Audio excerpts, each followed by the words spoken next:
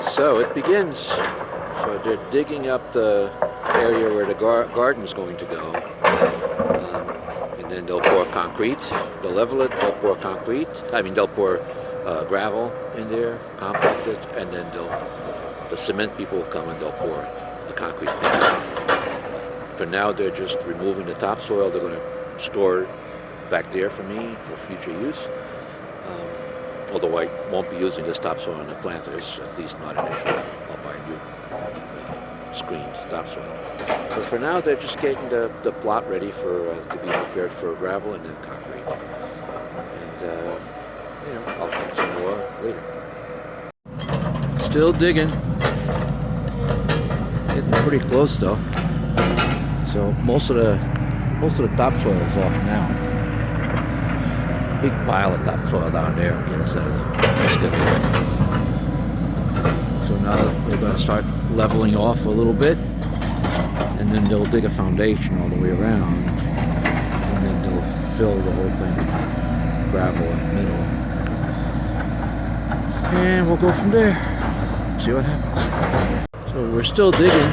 Now they're trying to get the area level. This is a big grade here. So we got to do a lot of digging down and straightening out. And look at the nightmare back there. Look at the size of those rocks that pulling out of here. Incredible.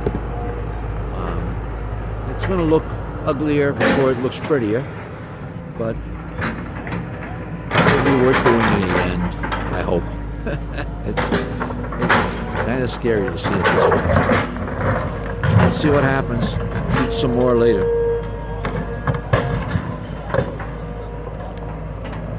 Back again. We're still digging. The basic issue is that besides living in a forest, we also live on a mountain. So everything grades here. So what's going to happen is we're actually going to have to raise a wall on this side so that the concrete will actually be, in some places, as much as 15, 18 inches off the ground on top of the wall. And then down on the other end, it will actually be 15 to 18 inches below ground. So that in the middle here, we'll be able to open our 8-foot door. And then we'll have to adjust the grade and probably put up a retaining wall using some of our many boulders that we have on this mountain. So it will look nice when it's done, but it sure looks like hell right now. But eventually it'll look pretty. So I'll try to shoot some more video later. Probably today after I get back from work. They'll be gone. We'll see what they've done. So it's the end of the day now, and they were digging pretty much all day. And as you can see, we have basically the shape leveled. We've cut into the mountain here. So it comes up from here another foot. From this level, comes up another foot. By the time we're done, that ground will be even with this ground here. So if you just look this way, you see we're going to come up about 1.5 feet or so between the concrete and the wall and all that stuff. Because there's a door here, and that door has to be even with this ground. And so there's the structure, and lots of piles of stuff everywhere. But yeah, that's progress. We're going to pour the concrete.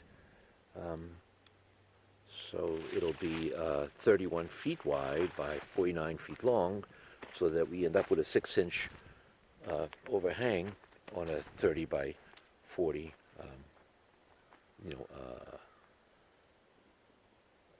planter. I couldn't come up with a word, I'm sorry, and my mind was distracted. So, I'm sorry, 30 by 48 planter. So it's 31 by 49 feet. I knew something was wrong. 31 by 49 feet, so that we can end up with a 30 by 48 planter in this space, all concrete. And they dug, you can't really tell, but they dug holes where we're going to have planters, these planters right here. So they dug, or are going to dig, I don't know, I have to find out tomorrow when I speak to them. But I think they dug them.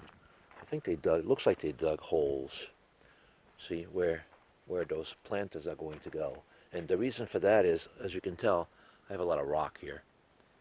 And so I told them to dig big holes where those four planters are going to go, so that when we do put them on, and then I start digging down to plant a tree in here, small trees, we don't run into a big gigantic boulder, which is not uncommon at all here, as you can tell. So I guess they're done for the day, and we'll do some more tomorrow or the day after, depending on how busy they are. And today I'm putting in the order for the Rimol cage, or I don't know, hoop house, or you know, I don't know, gold frame, I guess you call it. I guess I don't know which name applies, because we're not using it in any one of those standard ways. We are going to use the cage part to make a caged-in planter. Something similar to what they have in Florida with lanais, you know, where it's completely protected from animals, etc. But it's used for your pool. Now we're going to use a similar concept here, except what we're trying to protect against here are animals. But yeah, it looks good. Some progress anyway. We're going forward. Looks worse before it looks better, always. So we'll see. We'll see what else happens in the next couple of days.